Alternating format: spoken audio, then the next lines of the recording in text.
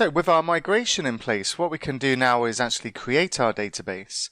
And we'll do this in code. There are options for doing this. What we could use is .NET's Entity Framework comes with a command line tool to create a database. And if I just do .NET EFH, then we do have commands that we can run against a database. And one of them is the ability to update a database. And what this command would do is update the database to a specified migration or the latest migration if we don't actually specify a migration. But what we'll do is we'll do it a slightly different way, and we'll do it inside our code. So whenever our application starts up, we'll first of all check to see if we have a database, and if not, then one will be created based on our migrations. So the recommended place to do this is in our startup code and inside the main method inside our program.cs class. So if we go into this one, and I'll just close the others inside here. So what we can do inside our main method here is, first of all, we'll create a variable called host. And this host is going to store what's returned from our web host create default builder method. And I'll just close this, and we'll remove the run method for now, and we'll add it in later on. Now we want to get a reference to our data context. And we can't inject our data context inside here, but what we can do is get our data context service via a slightly different way. And what we'll do is we'll use a using statement because we only want access to our data context whilst we're executing this main method, and we want to dispose of it after this method is executed. And by using a using statement, anything that's inside this method is going to be cleaned up automatically after it's completed. So we'll say using, and then we'll say var scope is equal to host.services, and then we'll say create scope. And we'll need to bring in Microsoft Extensions dependency injection to make use of that. Now inside this method we want to get a reference to our services, so I'll say var services equals scope.service provider, and then we can use a try catch block to attempt to get our database context and then migrate our database.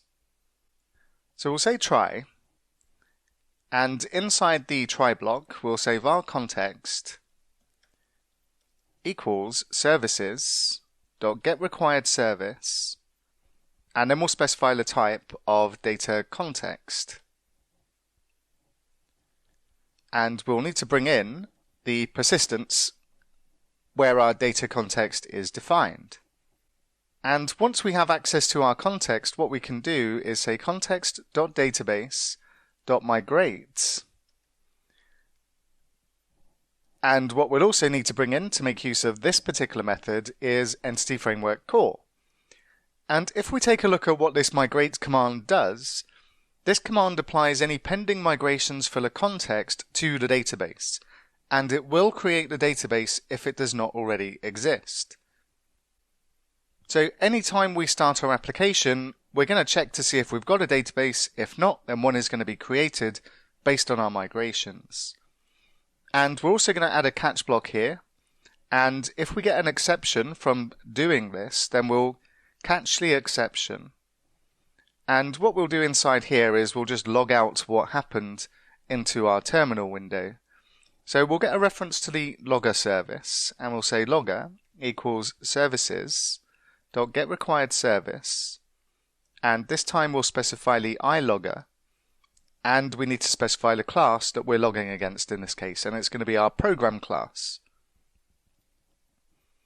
And then what we can do is say logger dot log error, and we can pass in the exception, and then we'll just say an error occurred during migration. Then below our using statement, what we want to do is actually use the host again, and we'll say host.run. and this will then run our application.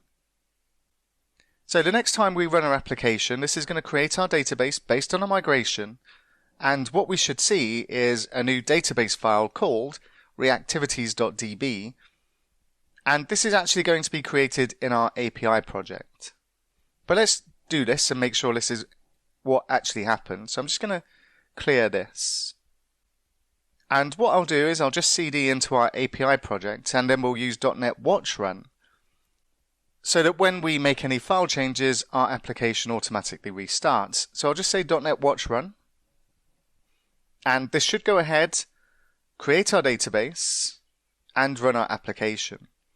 And if we take a look at the logs inside here, we can see that we have a create table command running. And then we've got an insert into a table, and this is going to track our Entity Framework migrations history. And what we should be able to do now is use the SQLite extension to take a look at what's been created. But if I go and take a look at my files, I can see that I've got a reactivities.db file inside there. And if I open up the shell command window and just start typing in SQLite, then we've got a command to open a database, and this picks up on the fact that we now have a DB file inside our solution.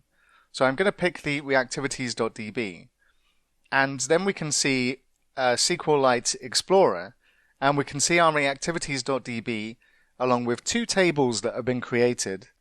One of them is our values table, and the other one is the EF migrations history. And if we take a look at the EF migrations history, we can see one entry inside there, and this is for our migration ID of initial create, along with the timestamp, and the version of this that we're using, which is 2.2.4. In our values table, we can see that we've got our ID column and our name column, but at the moment this table is going to be empty. So what we'll take a look at next, now that we have our database, is we'll take a look at how we can seed some data in there, so we have something to work with and extract and then display from our API endpoints. And we'll take a look at seeding data next.